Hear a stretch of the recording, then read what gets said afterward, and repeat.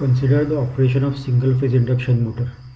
If we compare the working of three-phase induction motor with single-phase induction motor, then three-phase induction motor has three separate windings for each phase. Current drawn by each phase sets up the magnetic flux. These fluxes are 120 degrees out of phase in time, and their sum in space gives a net magnetic flux rotating in air gap between stator and rotor at synchronous speed.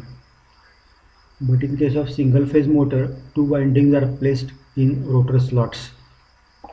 One of the winding is known as main winding and other winding is known as auxiliary winding. These windings and their respective flux is shown on slide.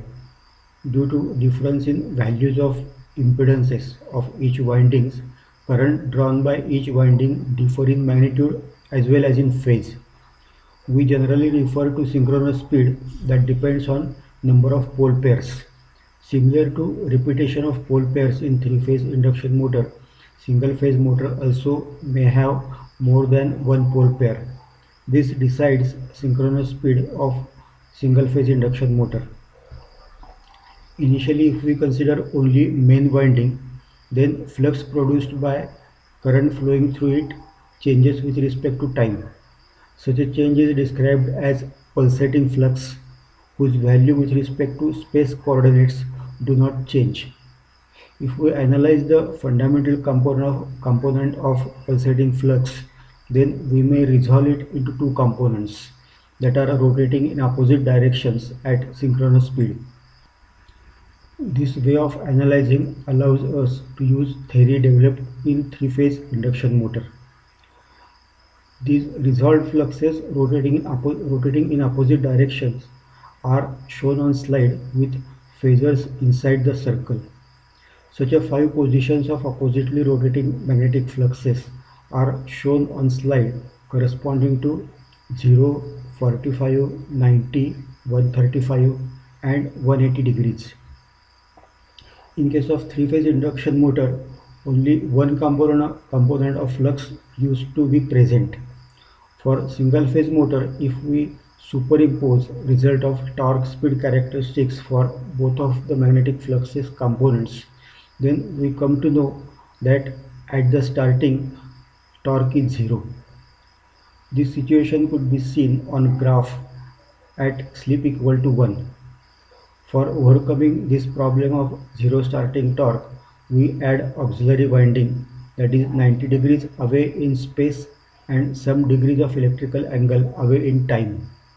This electrical angle of phase difference is decided by angle of phase difference between two currents of main winding and auxiliary winding. Since this component of magnetic flux produced by auxiliary winding is different in space and time, it produces some starting torque. In case of single-phase induction motor, various combinations are used for connecting and disconnecting this auxiliary winding with supply. The first combination is centrifugal switch, that is in closed state when rotor is not rotating. Once rotor catches the speed, centrifugal switch opens and motor keeps on supplying required load torque. In this way, problem of 0 starting torque gets solved.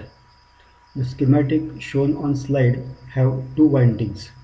One is main winding and other is auxiliary winding. The resistance and inductive reactance is chosen such that main winding current lags by more angle than auxiliary winding current. The motor draws current corresponding to total current from supply in starting period.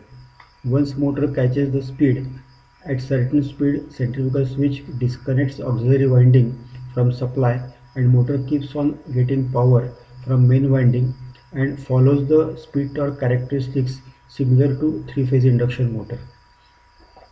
If we consider the sum of torques provided by both flux components rotating in opposite directions, then the resulting torque speed or slip characteristics changes to some extent. Torque corresponding to synchronous speed in case of three-phase induction motor was 0, but in case of single-phase motor it is negative. We may see this negative torque in graph at slip is equal to 0. This negative torque is due to oppositely rotating magnetic fluxes. Second difference is zero starting torque because torque due to each field is equal and opposite. In this way, we may see that speed at which centrifugal switch opens to disconnect auxiliary winding. From that speed onwards, the torque slip characteristics shown on slide shall be followed by motor. Full load slip is also of larger value in comparison with three-phase induction motor. It should be noted that when motor is very close to synchronous speed with respect to reverse rotating magnetic flux component, slip is 2. This statement applies to the motor if it is rotating in reverse direction, and slip would be 2 with respect to forward rotating flux component.